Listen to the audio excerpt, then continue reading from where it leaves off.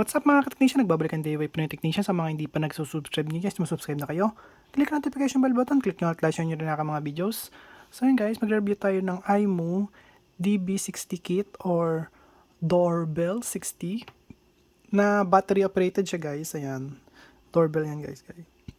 So ngayon, ito po ay 5 megapixel. So, ayan, naka QHD na siya.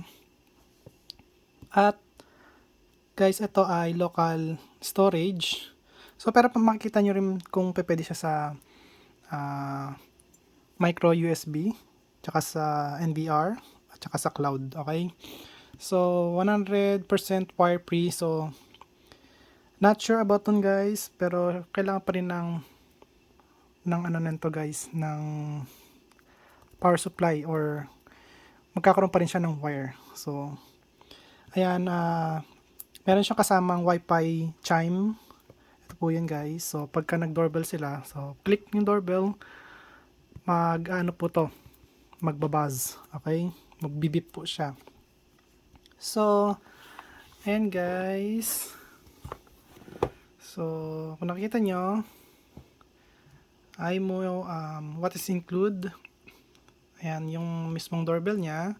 Siyempre yung mounting bracket, kailangan kasama yun guys. Tapos yung meron siyang angle na 15. Tapos meron siyang angle na 5 degree. Ito 15 degree, ito 5 degree. Pero ito vertical, ito horizontal. Tapos siyempre kasama yung charging cable. Kaya sabi ko sa inyo, yung itong wire-free ay may cable talaga siya guys.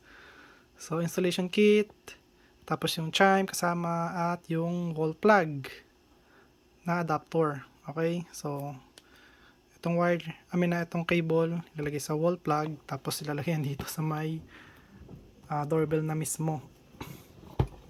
So yun ang itsura niya guys, para may idea kayo.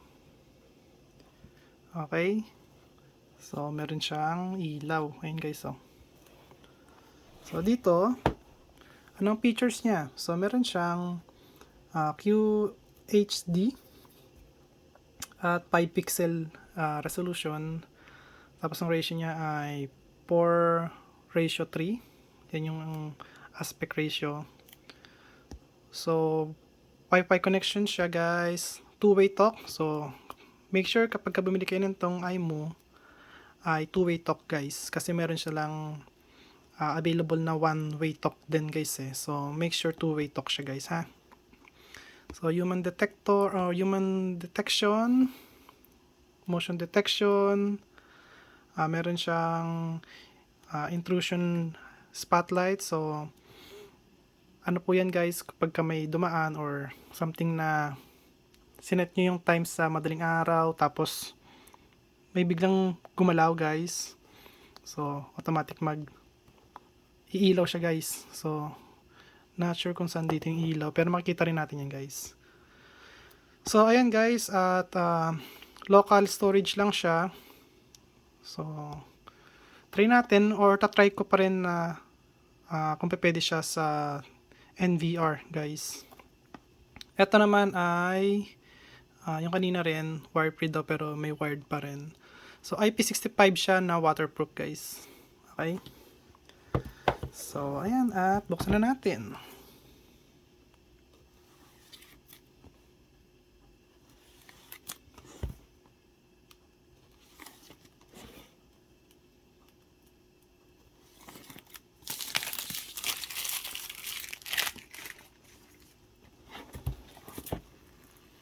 Ayan, nyo lang siya na bumagsak. Huwag nyo siyang kakalugin na ganun guys. So babagsak naman siya automatic eh. Ayan. So may kabigatan siya. Feeling ko solid na solid talaga pagkakagawa dito guys. Kasi mabigat siya. Kasi kung magang siya, hindi siya babagsak ng ganun.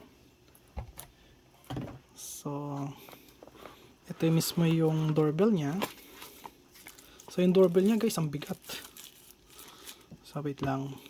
Ito yung mga warranty at saka yung ano niya guys. Tag dito. Manual.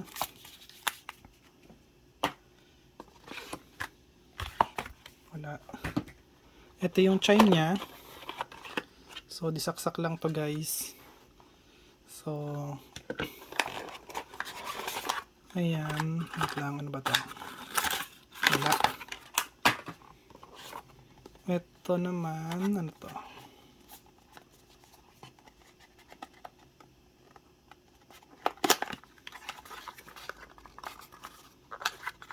Okay, so ito yung sasaksakan niya.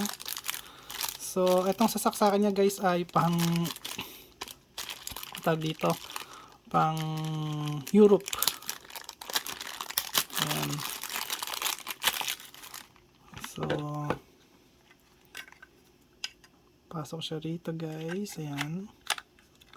Pero syempre sa 10 meron naman tayo saksakan na may bilog eh. So, papasok pa rin to dun sa may ano ko, sa may outlet ko guys. So, sasaksak lang to dun. Okay guys, yan.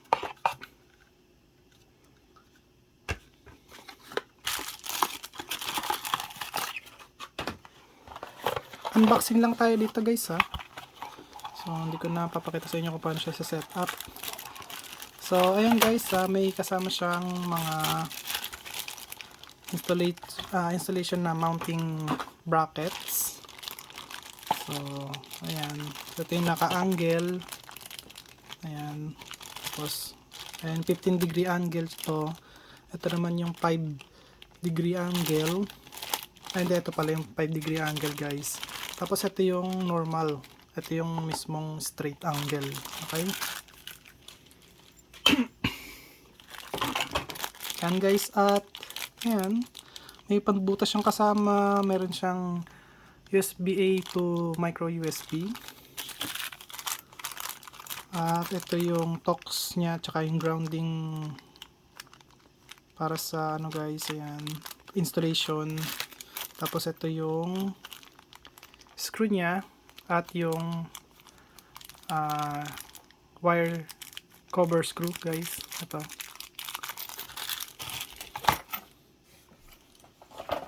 So dito wala naman tayong ano dito guys eh.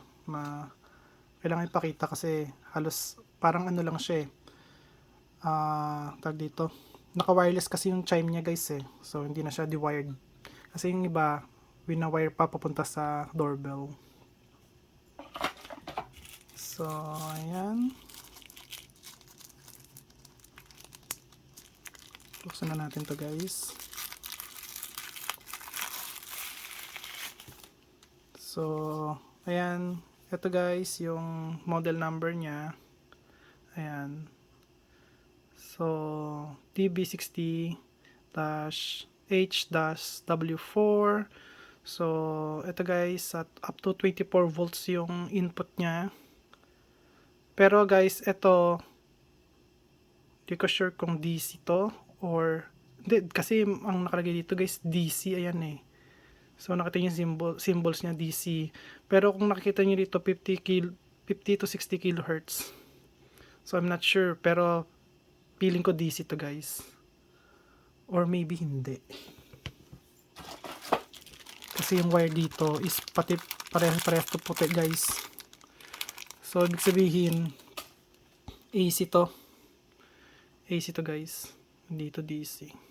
So, AC yung pumapasok dito. Pero kung DC naman gagamitin nyo, gagana pa rin yan guys. Kasi, meron naman siyang ano eh, full bridge rectifier diode eh. Para i-convert niya sa DC eh. So, kung AC or DC man gamitin nyo, pwede yan guys.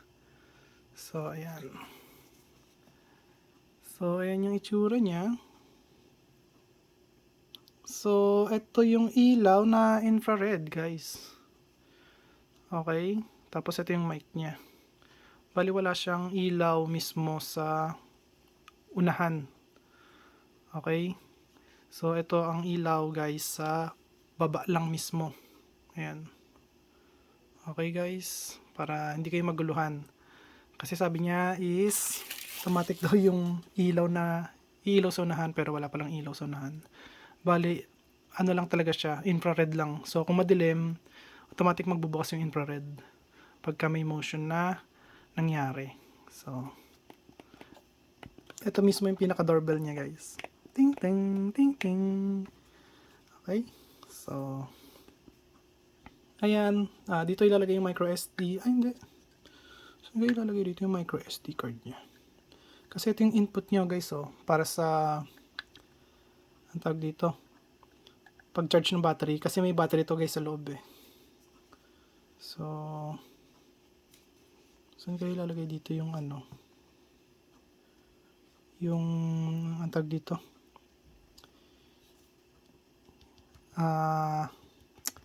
Micro SD niya. Siguro sa loob pa. Eh, hindi, ayoko naman guys buksan to. So, ayan. Sasabihin ko naman sa inyo guys kapag nakita ko yung ano niya rito eh. Yung lalagyanan ng micro SD card. Pero micro USB lang to eh. So, ayan. At kung nagustuhan niyo ang video ko, at huwag kalimutan mag-like, share, subscribe. Click notification bell button. Click nyo all guys. Bye. Peace.